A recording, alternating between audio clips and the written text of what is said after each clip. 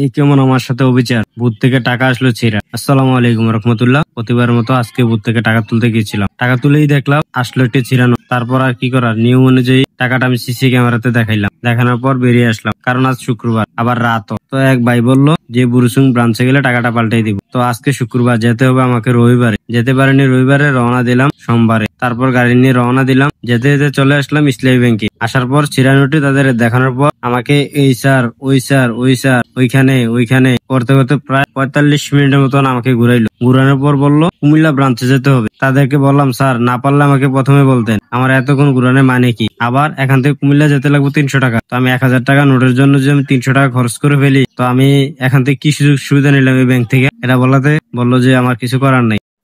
দেখেন, এই একটা টাকা নিয়ে আমি খুবই ঝামেলার মধ্যে আছি। তো এত কথা এতটুকুই, যারাই এই কাজ করেন বা ইয়া করেন, আপনার একটু চিন্তা ভাবনা করে করবেন যেন একটা গ্রাহক হয়রানি না হয়। তো আজকের মতো ভিডিওটা এতটুকুই। আসসালামু আলাইকুম।